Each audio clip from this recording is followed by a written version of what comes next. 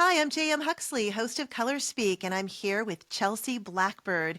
And this is going to be a show you don't want to miss today because Chelsea is all about health and nutrition. She is the Christian, now I'm going to mess this up, nutritionist, right? That's You're right. right. You Christian got it. healthcare practitioner. So she's the co-founder of the School of Christian Health and Nutrition. And she has a podcast entitled the Christian Health Club Podcast. And I love what she has to say because we are in a time and a place where it is so important, ladies, that we take good care of our health as we are waiting on the Lord for the next big thing. So welcome, Chelsea, to the podcast. Please tell us some more about you. Thank you so much. Thanks for having me here. Well, I always tell people that the work that I do is not something I ever in a million years thought I would be doing, but we know how the Lord is. Yep. I work in a very holistic health space, and like many of us who come to this space, it's because of our own health issues that we just could not get any answers for in the, conventional health system. And so I grew up with a lot of digestive issues. I had a genetic skin condition that I went to doctors for 20 years. I've been on every pill and cream, had major surgery, minor surgery, all these things, and finally kind of hit a dead end with them where they were like, we really can't, there's nothing more that we can do for you. And I thought, all right, well, I guess it's just my cross to bear. We all have our things. So I guess I just have to live with this skin condition, which was, pretty horrible.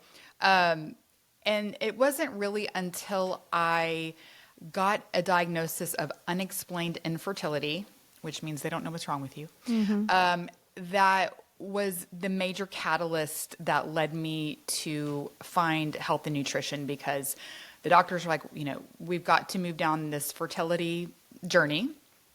And my husband wasn't having it. He was not for it. He's like, they can't even tell you what's wrong with you. I am not on board with this.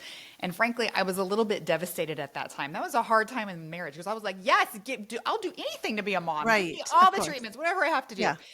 But because he was not on board with that, I just started desperately researching, like, what can I do to help myself? And so I found all these books about nutrition, things I could change. I found a book called Taking Charge of Your Fertility. So I started employing some of those strategies. I went to a naturopath who changed my diet, gave me a few supplements, and 6 weeks later I was pregnant. Wow. And I was like, are you kidding me? What? Was that easy, huh? Yeah. I mean, and I could have gone down the fertility, path. And, for some people, that is the path that they need to follow. But that's what it wasn't for me. So I started digging in and studying more about health and nutrition, and trying to boss my family and friends around. Like, hey, stop eating sugar. Hey, you should do this. Nobody wants to listen to me. Right. So it was finally when my best friend was diagnosed with triple negative breast cancer I was like, I really need you to listen to me. Stop eating sugar. But I felt like I need some credibility here. So I went back, got my nutrition education, and became a nutritional therapy practitioner. And really, I didn't have any intention of working with people. I just thought, I really want my family and my friends to listen to me. And so that's where it was. But then once I completed that, I was like, there's no way I can't share this with the world. Yeah. And it was about that time I felt the Lord calling me to call myself the Christian Nutritionist. And I was like, what? No. Not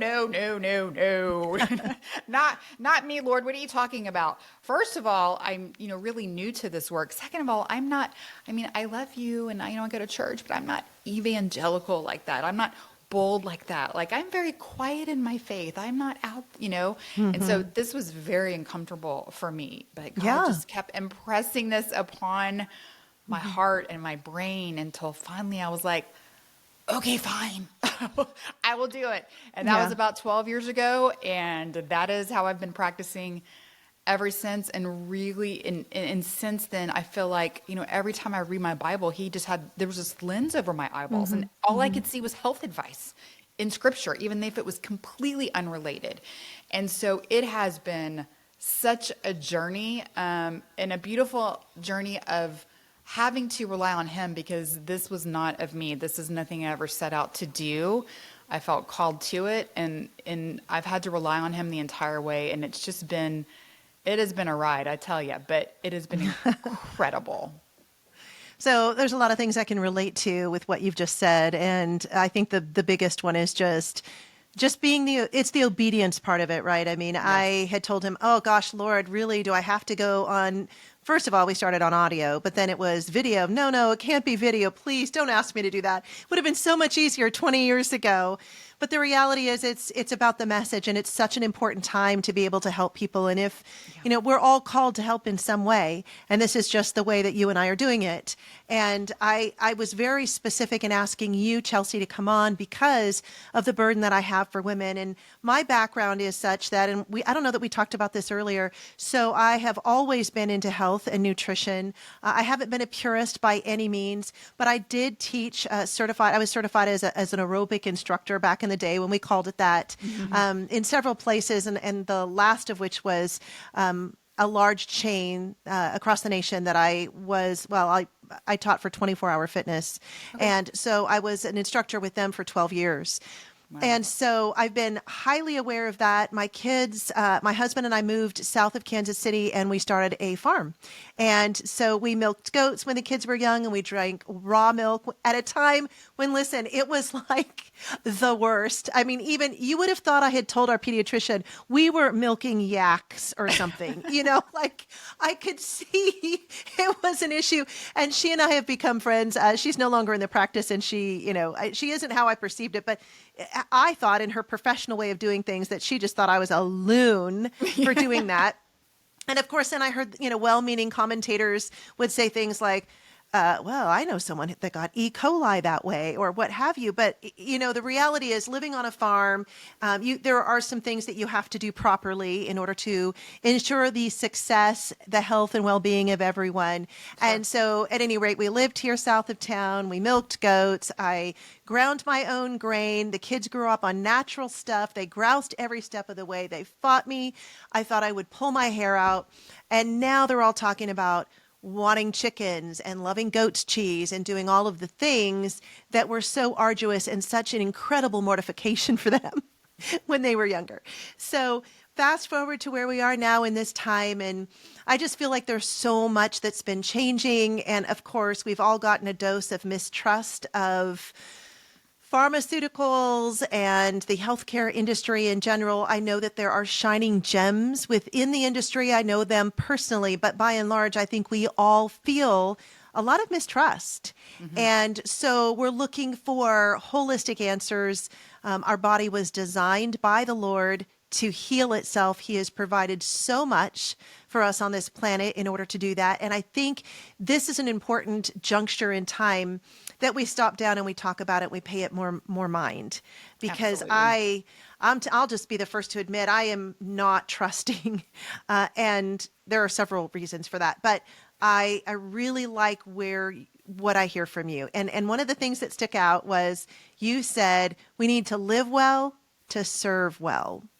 So tell me, what do you think is the highlight of what you're doing now? What do you find the most rewarding about what you're doing to help people come to terms with health and nutrition? Sure. I love so much of what you said there. Yes. And what I do, I tell people, when you feel well, you serve well, because mm-hmm. when we are in bodies that are run down, exhausted, unhealthy, it is hard to live into and to show up for everything that God created us to be. And, we are in times where I always say we need all hands on deck.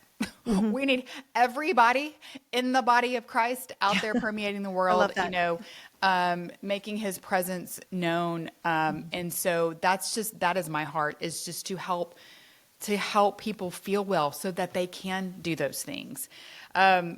What I truly love, it's, interesting. I came into this space really focused on food, and always talking just about real food the way God made it. Like you said, the creator of our body created the perfect provision for our body. Mm-hmm. My focus has always mostly been on food until a handful of years ago, the Lord started just kind of impressing upon me that it was more than just food and more than just exercise. As we hear, it's always food and exercise. But having me look into the creation story and showing us that we are a part of creation, this bigger picture of creation, and that he made our bodies to work in relation to creation. And so when we look at the creation story, and I've kind of created this program and really this template called the Genesis prescription, looking into into Genesis, into the creation story. Really everything that we need for good health is laid out right there.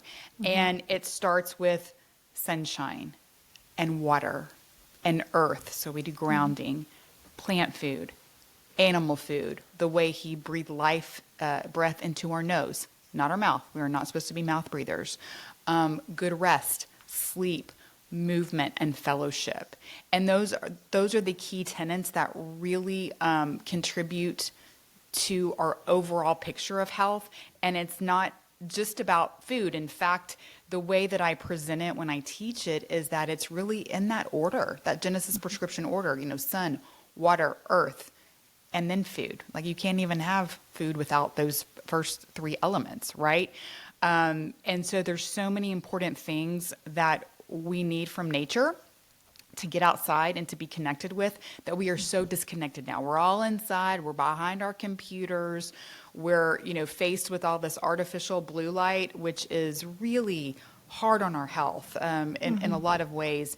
And it has been detrimental. And so I love giving this message, not only to focus on what we're eating and what we're putting in our body in that way, but also the sunshine that we're getting and getting outside and connecting to the ground and getting electrons and drinking pure water and helping our body make the water that also keeps us electrically charged. So, I want to get back to that. So remind me. Okay. I do want to stop down on the sunshine thing because that is a personal burden of mine. I've talked about it before, but I think it's absolutely criminal that we have been sold this bill of goods that we are supposed to slather ourselves with chemicals and stay out of the sun. It's absolutely ridiculous. It is. And I just pondered this for a while because I would go out in the sun and I would feel so good. And I said, Lord, why is something that's supposed to be so bad, why does it feel so good?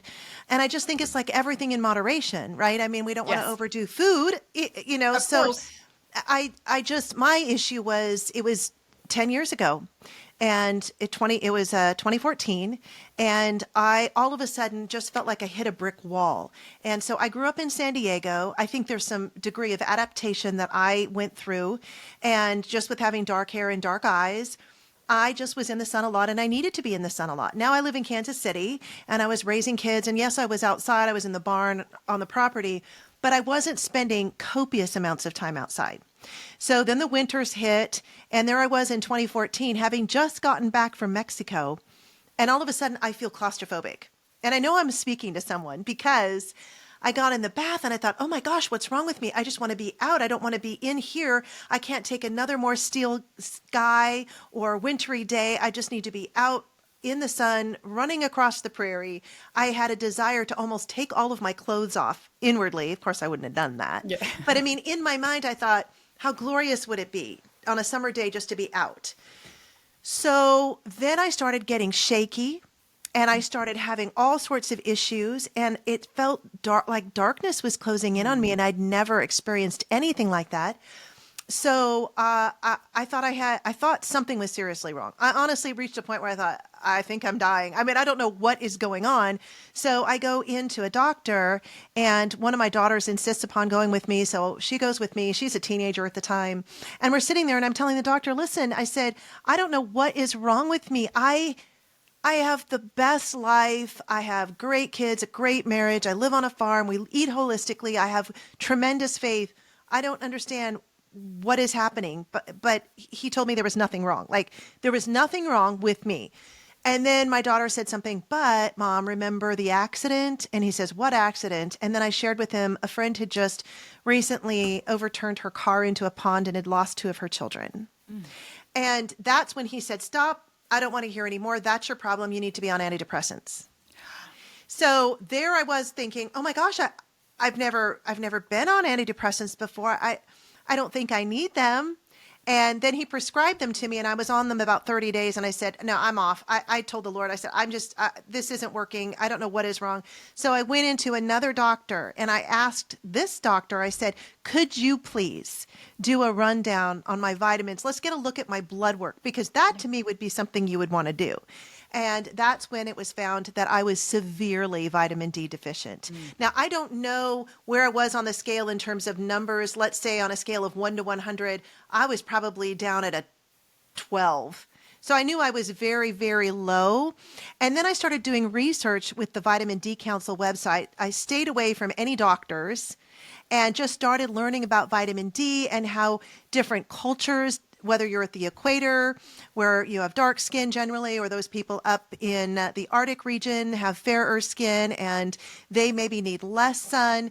But those that got enough that they needed, they found lower incidences of everything from diabetes to lupus to all sorts of diseases were protected against by being in the sun. Yeah. So that changed everything about my understanding of the sun. And one more point, I just started becoming like you, an advocate, and learning as much as I could and then giving the information to people. And I felt it was my burden. Well, I meet this woman that I've known actually for years. We were teaching together at a local high school for a while. And she said to me before the break, she's about 10 years younger than me. She's in her 40s. She said, I think I'm going to have to go on heart medication. She said, I am wearing a heart monitor because my heart is racing. And I thought, well, goodness, she's in shape. I mean, there's no reason for this to have been the case. And I just had this nagging feeling. It's vitamin D, but I didn't want to say anything. And then she kept going through the process of seeing these different cardiologists, wearing the heart monitor to school. And finally, I could take it no more. Holy Spirit said, you got to ask her. I said, have you checked your vitamin D levels? And she said, no, I haven't. I said, I really feel like your doctor should check your vitamin D levels before you go any further. Because she at this point is talking about being on heart medication the rest of her life, for crying out loud. So the semester ended and I didn't see her over Christmas break. And I'm sitting in my classroom during break and she comes in my classroom right after the holidays have passed. And she said, it was the vitamin D. It was the vitamin D. Amazing. She was so low. So she got on vitamin D and the rest is history, as they say. No heart problems, no issues whatsoever, no medication necessary. So I always tell that story because I just feel like so much of how we are feeling could be changed if we were willing to take vitamin D and get out in the sun and not believe all the hogwash we've been fed. Oh, 100%. And, I think most people, when we think about the sun in our body, that is the biggest correlation people make is that we do, make vitamin D from the sun. And that's the most well-known thing. And that is the primary way we are meant to get vitamin D. That is the way God made our body, which is one of our clues that the sun is not bad for us. Yeah. And, I could go a lot of ways with this, but, it also... Another thing that goes along with that is that we cannot make vitamin D with the sun without cholesterol, right? Like it's the way that the sun UVB rays mix with the cholesterol in our skin to produce vitamin D. And so what's going on today is that everyone's prescribed a statin, which artificially lowers cholesterol, which is, not cholesterol. We can't live without cholesterol. We need it for making hormones. We need it for brain health. We need it to make vitamin D. We need it for so much, but that is one facet of it. But also, just like the UVB plays a very important role in how we make vitamin D, every light frequency throughout the day offers something to our body. And so that is what I absolutely love to share, because what a lot of people do also is that, I need to make vitamin D. They jump out. They are not in the sun all week long, and then they jump out and go to the lake for the weekend and fry themselves silly. And that's not helpful either. Yeah. So you really have to condition and build what we call our solar callus by exposing yourself to other frequencies of light throughout the day. So if you don't mind, I'll just share some of the kind of the key things that the sun does at different points of the day that is so important. Yes, I would love that. And, as you say that, I look at myself and I'm like, wow, I look really pink today. I'm really not this pink. So speaking of, wow, she really fried herself. I don't know what the light is all about today. Yes, and I love that, and it's including, I know, like just drinking your coffee in the, if you can get out in the morning pink light. I just love it. So yes, I'm all ears. Yeah, This is going to so be good. there's kind of four main transitional points in the day that you want to do your best to get outside. Now, I know it's difficult. We're all working, like we said, and we have different schedules. But if you can think about trying to get outside at these different points, these are really, really key for health. One is sunrise. And so when sunrise is happening, you have your infrared and your red light. Infrared and red light are present all day long when the sun is out. It makes up about 40% of the spectrum. And infrared and red light do so many things that nourish and help the insides of our body. And so anytime you're outside, you're getting that natural lighting, which is wonderful. But as the sun is entering the atmosphere, blue light is entering. So with sunrise, blue light is entering the atmosphere. Blue light signals our cortisol, which is something that we want to be high in the morning, and then we want to taper off as the day goes on. There are so many people that have adrenal dysfunction, right? Their adrenals are all whacked out, their cortisol is all whacked out, they're totally stressed. And one of the best ways that you can regulate cortisol is by getting that morning sunlight, giving that signal into your eye. You just have to be outside, and your brain picks it up through what it's getting through your eye, and it says, okay, great, it's time to make blue light. And in about 12 hours, it's going to be time to turn down cortisol and turn up melatonin. So that's one thing. The next really key point is UVA rise. So when UVA enters the atmosphere, which is about an hour after that morning sunrise, and that triggers an entire cascade of hormones to trigger. And so I always tell people, if you're worried about your hormone health, get out there during UVA rise. Mm-hmm. That is one thing that it informs our brain to help release pregnenolone, which is the mother hormone that makes cholesterol and makes estrogen and progesterone, and all this triggers down all these other hormones that we need. And so UVA is really important as well. And it also builds serotonin. So happy, there you go, your happy mood. That UVA rise is really critical for building serotonin. Serotonin later becomes melatonin. And so even though we're not releasing melatonin until the end of the day, we're building it during the day by making the serotonin. Then you have your UVB, which is when we get vitamin D. And then we have sunset. And so that's the sunrise and sunset are kind of our bookends of the day. Sunset's when it tells our body, okay, now we want to turn down cortisol and we want to turn up melatonin. We want to start cranking that up so that we can get into good sleep. So people that have poor sleep, man, getting that morning sunrise and that evening sunset are two of the best natural ways to regulate cortisol and melatonin. So which is, I guess, Chelsea, why people are so stressed out during the winter. I'm just thinking of my own 27-year-old who works in Dallas, and she's in traffic. She has to get in her vehicle long before the sun comes up. Yeah. And then she's in traffic for a while, gets to work, and then she's inside.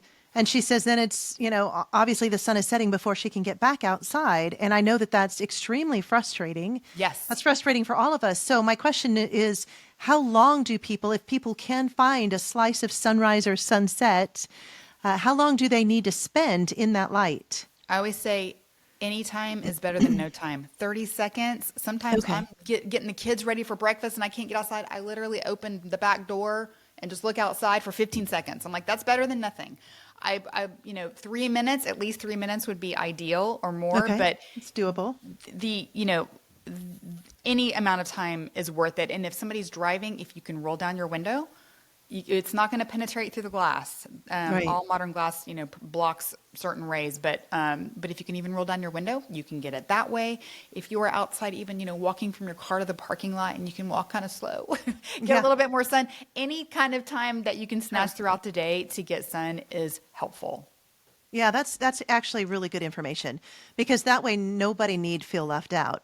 You can even step outside on your lunch break, which I was doing. Break. Yep. I mean, sometimes obviously in Kansas City, it gets cold, not like in Texas, but so it's not like it's not warm like it is in Texas is my point. Right. So sometimes it becomes a little difficult, but I was getting into a pretty good groove, getting outside when I was at work and just taking a moment to even just have a bite to eat outside. Yes. And it made all the difference in the world. And then, so you always wonder, why And I did for a while. In addition to the sun, there was more to it than that. I always wondered, why do I feel so much better in the summertime than I do in the winter? And I'm convinced it's also because of grounding. And Yes. what are your thoughts on grounding? Because I'm guessing we hadn't talked about any of this. So I I love know. this is all off the cuff. Thank you, Holy So Spirit. fun. Yes. He always leads us where we need to go. Grounding is huge. And so, the inflammation that sometimes you feel in the form of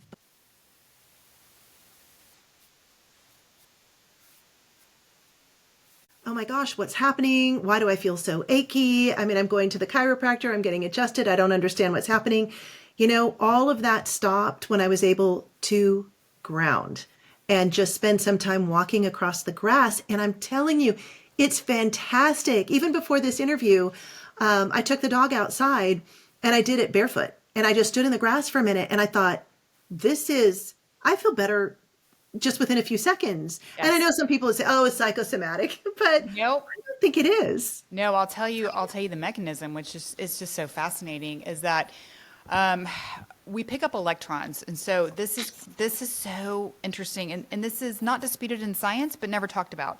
Our bodies need to be in a net negative charge to be healthy, which means we need more electrons than protons. That is just how it is. We are electrical beings. That's why we can go to the doctor and get an EKG and EEG. It is when we have a flat line, we are dead, right? We are electrical beings, and that electricity comes from having enough electrons. The biggest source, reservoir of electrons is the Earth's surface. And I always say, God made our body to need electrons, to be electrical, to be in a net negative charge. Of course, he is going to provide that very easily. God does not make our healing inaccessible. Everything is accessible. You love that, yeah. You literally Amen. walk outside, you take your shoes off, and you have your feet in the grass, the dirt, sand, any kind of natural surface. And the electrons, we are conductive beings, so the electrons, we just pick up electrons from the earth. They naturally go to the places of the most inflammation. And so it is one of the best ways to lower inflammation, to help prevent illness and disease, because it's that electrical charge that really helps our body give the energy to fight off disease and illness and pathogens and all of those things. And so, yeah, that is the mechanism. So you are not wrong at all. You're right. Thank you for the affirmation. Well, and it's funny because I know somebody needs to hear this. It's interesting. I shouldn't say it's funny. It's not. I had gone into my massage therapist. I used to think massage therapy was just a luxury. And then I realized, no, I actually need it, when I'm on my feet all day or what have you. And so the first time I went into her, I said, oh, I just think I have so much stress. Or I said, I know what it was. I said, would you tell me what pillow I need? She goes, honey, it's not a pillow that's your issue. It's your stress. I can tell it's all in your back. It's up your neck, that kind of thing. So I was in there last week and my lower back was really hurting. And she said, it's not your back. She says, you're inflamed. So that's when I was just very mindful of, okay, I haven't been out in the grass for a while. It's still sometimes a little chilly here in KC. So I spent some time outside. And of course, my daughters were home. One of them was on board. She was out there in the grass with me. The other one is sitting on the porch laughing at us like we're the looniest. And I don't even know what my husband has to think about it. I'm sure he's thinking, oh, whatever. But it does work. And I feel just terrific right now, which is fantastic. I hope that you'll try it. So Chelsea, I wanted you to unpack something. What was it? I just mentioned, I thought you need to go into greater detail, and I don't even remember what I was going to ask. Do you remember? I'm not sure. I thought, we talked about the sun, we talked about grounding. One of the other things that the sun does, UV light, is help make electrons in our body. So that's just one of the other mechanisms. And an infrared light, inside of our body, we have it's like a water battery. And so infrared light is something that expands that water battery, and then UV light is something that adds electrons to it. So it's just another mechanism, and it just blows my mind over these years that I have learned and discovered the way that God did make our body to work in relation to creation. All of these things that are just naturally present, just waiting for us to step out and receive them. It's like nature is this healing chamber that God has provided, but it's up to us to receive all of this provision that He's given us.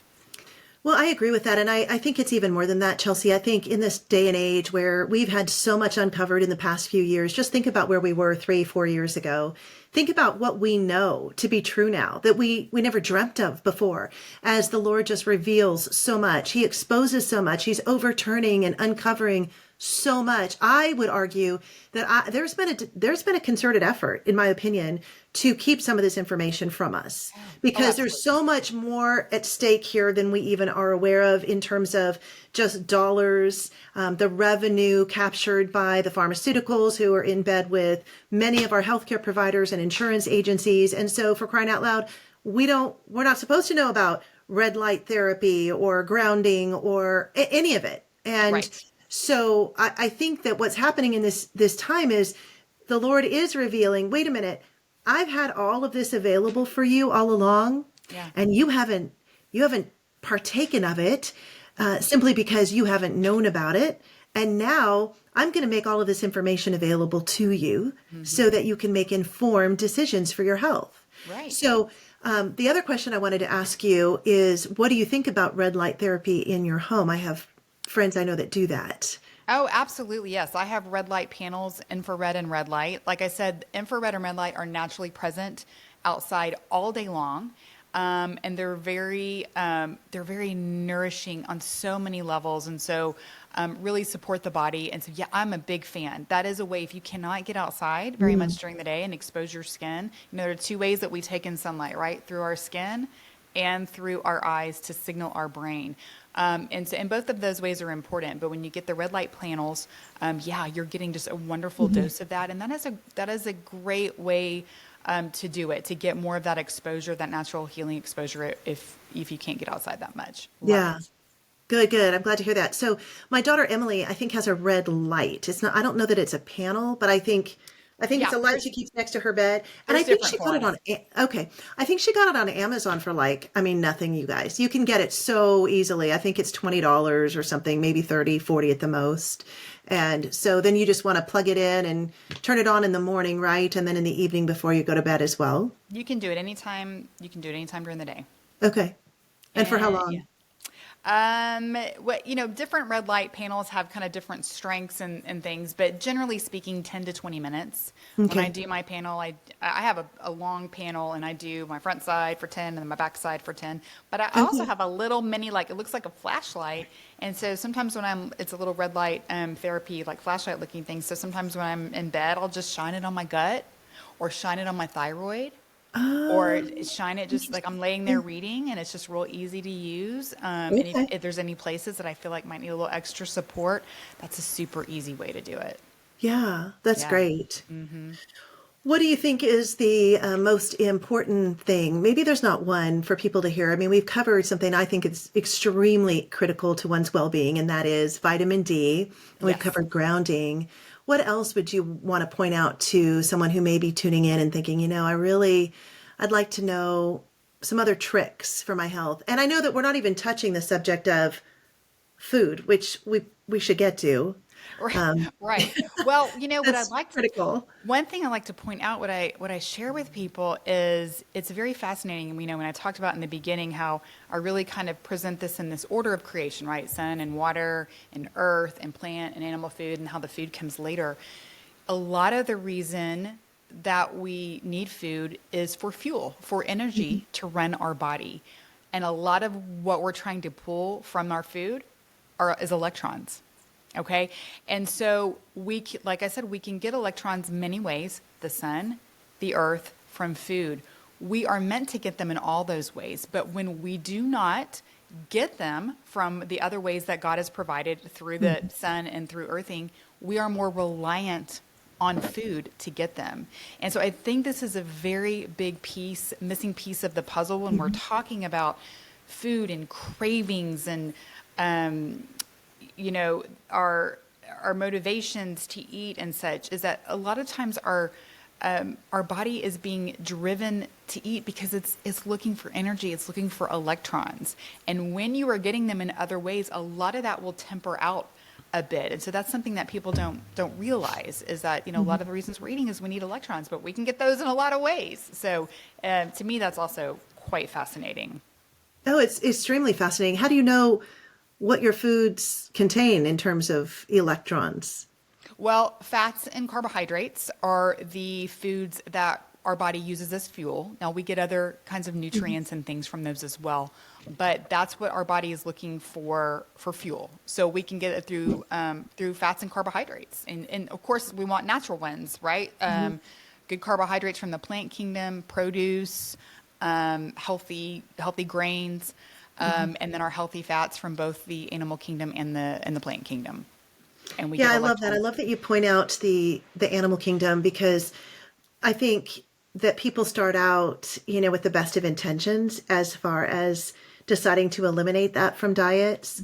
But what I have observed firsthand is usually those are people that are struggling desperately. Yeah, absolutely. And I'll just say my own mother-in-law, and she would attest to this.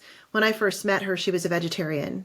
And then I think about 10 years maybe after I married her son, maybe it was less, she said, no, her doctor told her she was going to kill herself if she didn't start eating meat.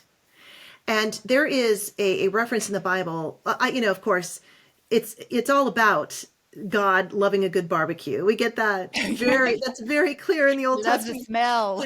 Yeah, there was one reference in the New Testament that really stood out to me, and depending upon your translation, it doesn't always come through, but it's after Paul has had his conversion experience on the road to Damascus, and he goes blind for those several days. He's back at the home of Ananias, and some translations will say, and he ate meat, and he gained strength. And then some translations will say, and he ate and he gained strength.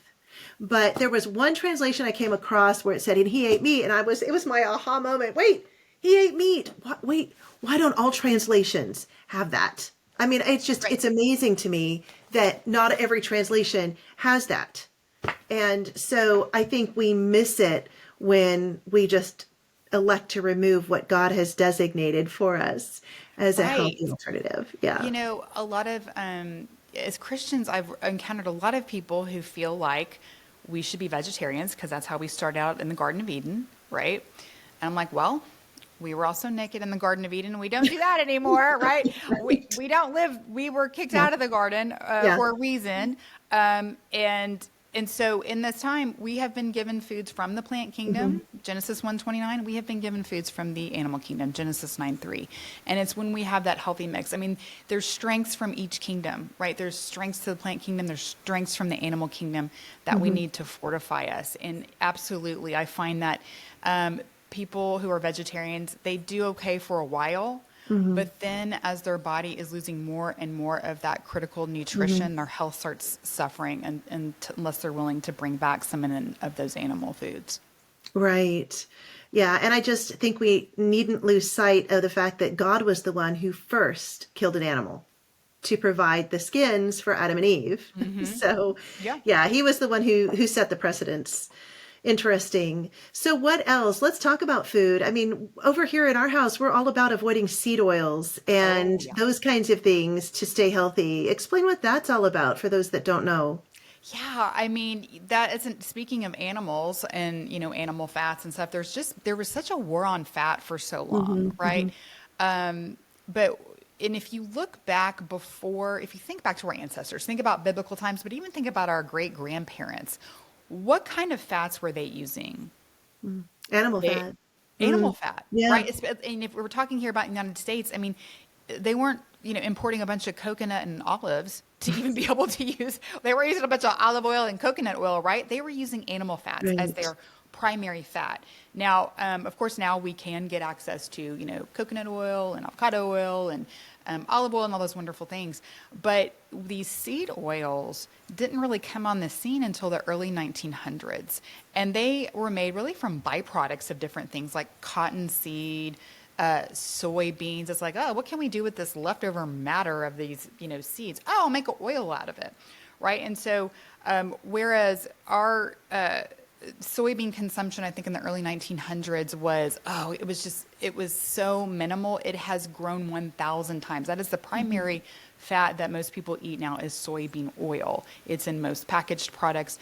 But these seed oils, they are so inflammatory to the body, but you will hear otherwise. You'll hear about heart healthy canola oil, heart healthy, vegetable oils, corn oils. Those oils, those fats have to go through a very rigorous processed to become a fat. They are polyunsaturated fats, which is different from saturated fats, which means they are very susceptible to damage. They are very susceptible to light, heat, and air. To make all of those vegetable oils, they are subjected to processes of light, heat, and air. Then when you cook with them, they are also subjected to those. They turn into inflammatory compounds, which we put in our body. And it's one of the biggest sources of inflammation in the body. It changes the composition of our cell membranes, which is around every cell of our body. And so that is one of the major detrimental additions to the food supply that did not used to exist, but that does now, and is really contributing to so much of the illness that we have. Oh, it's just criminal. It's so sad. And I think, what is it? Canola oil used to be, what was it? A motor oil of some kind. And then they found it was advantageous for selling for food products. So I live south of Kansas City and I'm out in farmland, and you always see acres and acres and acres of soybeans. Soybeans seem to be the thing that's grown out here. Yeah. There's corn as well. Right. But I think, it's really interesting that for so long we were told this is heart healthy, and it's not. No. And I think that if you don't feel the ramifications of that at this point in life, you will, because what I've noticed is as I've aged, I used to be able to eat anything I wanted. And now if I elect to have a burger and fries in town, which I do occasionally with the kids, I mean, I'm not a purist. Me either. But if I elect to do that, then I know that I'm going to have to pay the price the next day. Right. And so I have to be very aware of the vitamins I'm taking and things like that in order just to feel decent and not maybe even have a headache the next day, for crying out loud. And so I found that that's absolutely the case. And it's interesting that for some people, I know people in my own life that have been doing that for so many years that, for example, my mom does that. She eats I don't think she watches the podcast, so hopefully I'm okay with this. She will eat her, I can't believe it's not butter. And we've all told her, we've all said, Mom, Grandma, Nana, we don't think this is the best for you. And never mind, it comes in those plastic tubs that she recycles and reheats her food in and puts things in, and all of the things. So we'll say to her, we really just don't think this is any good. Well, I've lived this long. I am completely fine. And I said, you know what? Here's my argument with that. And it's not based on anything that's scientific, but you grew up in a time that she was born in 1939, for crying out loud. Food looked different. And I said, so your formative years, your growing up years, your childhood and into adulthood, you had solid nutrition that's, in my opinion, carried you through. It's people in my age group, products of the 70s, where we were told at this point, oh, you've got to have, I can't believe it's not butter. You need to switch to margarine. You better not eat any fat. I think we are the most at risk, to be honest, because in those same growing years, we were subjected to zero nutrition. And so I think we need to be more mindful. And I know that my kids are very much, to varying degrees, alarmists when it comes to food. And I always assure them, no, you have an opportunity to right it right now. Oh, yeah. You can fix that because the awareness is changing. In fact, we can all fix it. I'm just saying that I think that if you're in my age group, for example, you're in a really interesting place where you better be very aggressive in changing your eating habits. Yeah, like you were talking about, yes. They had a more solid constitution, a better baseline of nutrition growing up, to where you're right. Like when era we were born and raised, it was, processed food made up so much of it. And, like especially those seed oils, our cell membranes are made of proteins and fats. The fats that you eat are what make up your cell membranes. I mean, we want to remind people that your body is always renewing itself. His mercies are new every day. You're making new cells every day. It's not like you're born and you have these cells and that's it. That's the same ones you have the rest of your life. Yeah. You're making new cells every day. What does your body make those new cells with? The food that you eat. That is the raw material that makes your new liver cells, that makes your new intestinal cells, that makes your new brain cells. And so it is that choice, but especially with the cell membranes made of fat, whatever fats that you choose to eat, is what those cell membranes, that the structure, the integrity of the cell membranes is what allows the nutrients to get in and the waste, the toxins to get out.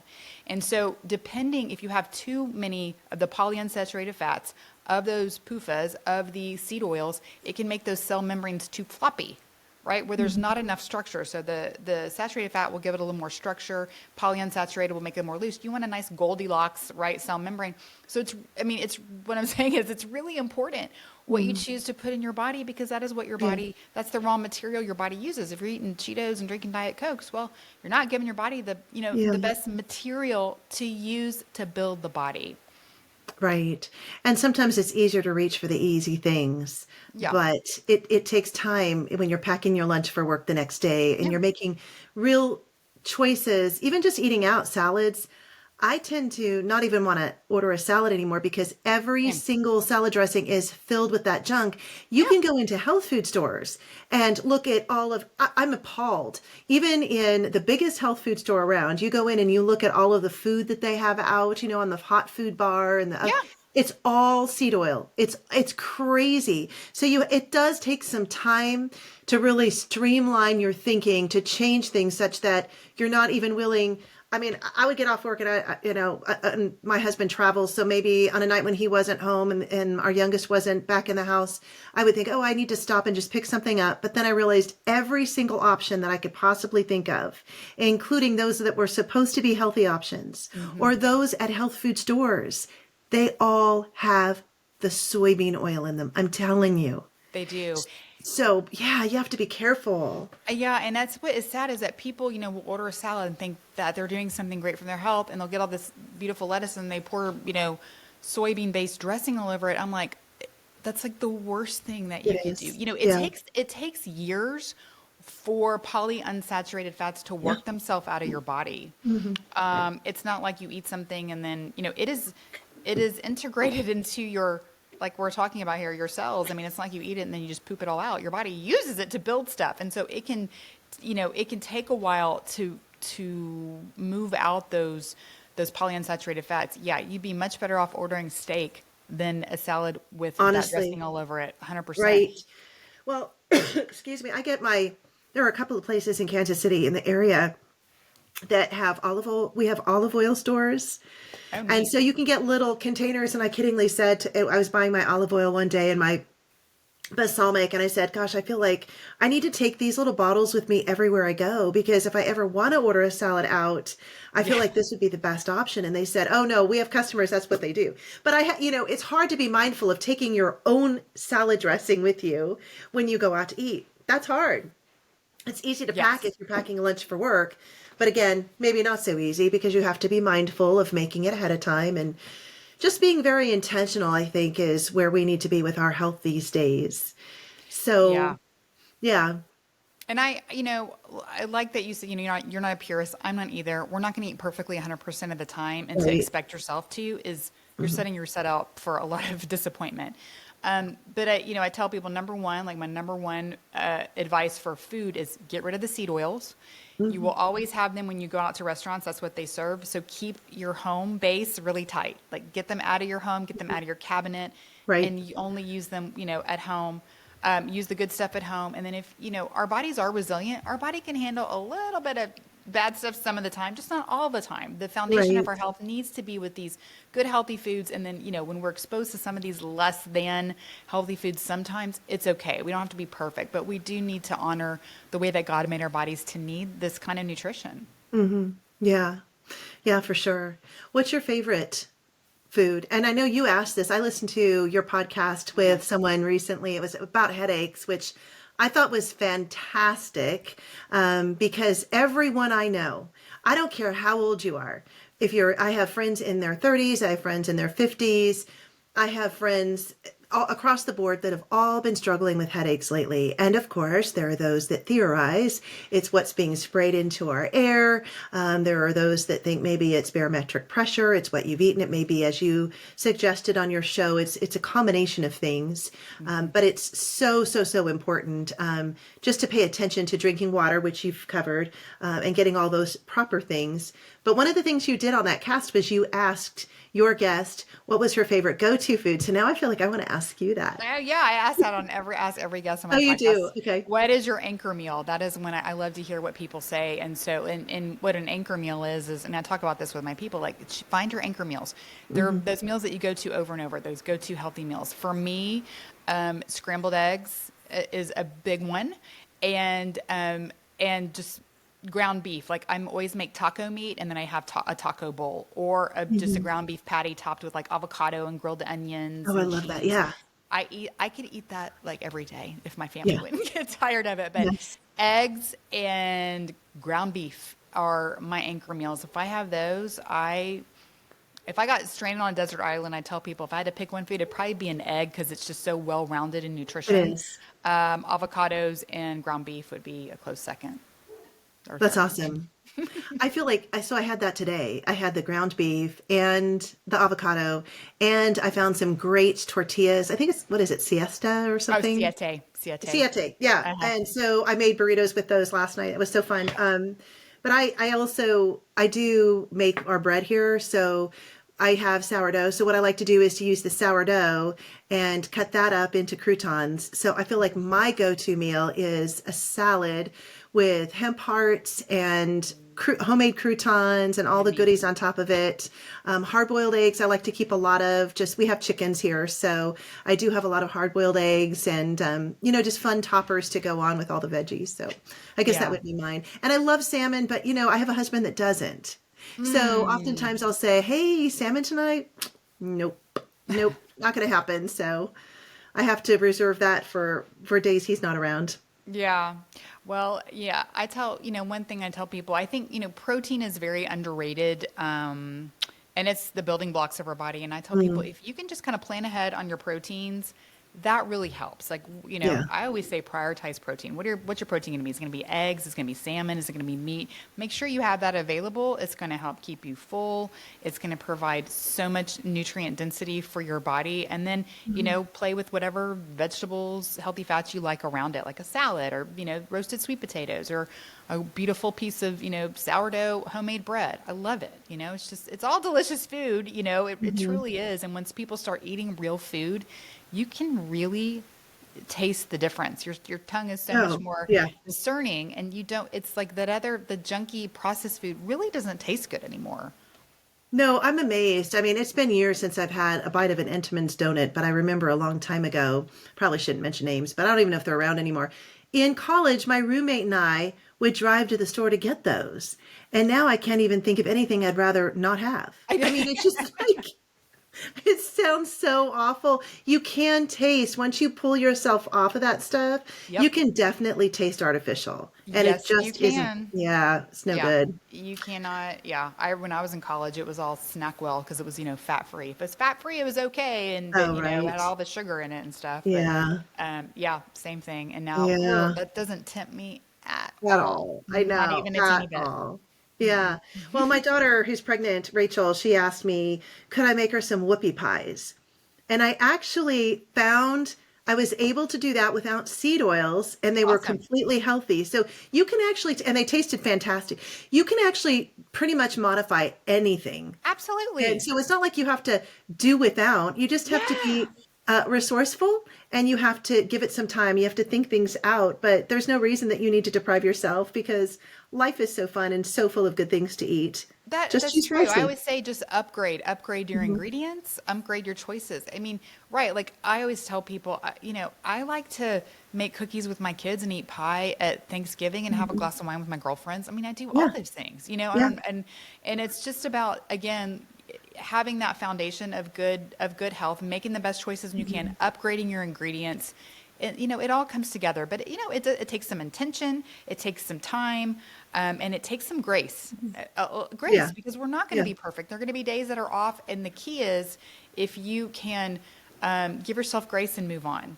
It's when I always say when we look back like Lot's wife and we get frozen, like a pillar of salt, and we're like frozen in our failure, and then we're just like, oh, forget it, I already messed up, and then I'm just going to eat the whole bag of chips, right? Nope. Yeah. His mercies are new every day. Yeah. Our cells are remaking every day. Every day is a new choice. Every day you can step outside and get sunshine. You can ground. You can, drink enough water. You can make a better choice with your food. And it's just, it is about those choices. But it is so doable. It is absolutely so doable. And God made our bodies so incredible that they can change very quickly. We're very resilient beings. And so once you really start making those changes, your body will change. Well, I've been saying, and then I'll let you go, and I'll want to hear your final thoughts. But I have been literally saying the past 3 years, I think what we have been sold, what we have seen demonstrated through the FDA, the CDC, et cetera, really has been nothing short of conclusive proof of God. And what I mean by that is that there is zero way you could possibly understand the world as we know it now and not see God's role in it, given what appears to be the intent to harm. Because if it weren't for him, we'd all be in a whole heck of a lot of trouble. Really. Absolutely. Yeah. That is the truth. So I want to give you a chance to respond. And I'm looking at my computer going, oh dear, it says it's about ready to die. Of course it is. And I'm not plugged in. I'm going to have to go under the table to plug it in. Oh, gosh. Like being real. So as I do that, Chelsea, give us a final word. Give us a final word. Okay. Well, just kind of what I said is, using your godly compass to embrace everything he has given you. There's so much conflicting dietary advice out there, so much conflicting things out in the world. When you're watching TV, when you're on social media, you will see, be a vegetarian, be a carnivore, and it can make you crazy. Always come back to your godly compass. What does Scripture say? What has God given us? And like I say, come back to that Genesis prescription. It's so very simple. It's just sunshine and water and being in nature and having some plant foods and having some animal foods. Getting sleep. I think that's very underrated as well. Oh, right. Yeah. Breathe, taking calm, deep breaths through your nose. The way that you breathe signals your body as to whether it's in stress or if it's in peace. Deep breaths through your nose. Spend time with the people that you love. Get away from the people that stress you out. And really just, and keep it there and move your body. It's a very big privilege. If you can move your body, you are privileged because there's a lot of people who cannot. And so be grateful for the body that God has given you, and just know that you are here with a purpose. God has made a very special way for you to bless the world. And that's what this entire conversation is about. Yes. Is about feeling well again so we can serve well, so that you can get out into the world and be everything he created you to be.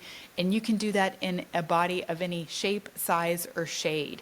It's really about feeling well and taking care of your body, which, Scripture calls a temple of the Holy Spirit. So we are meant to steward it well.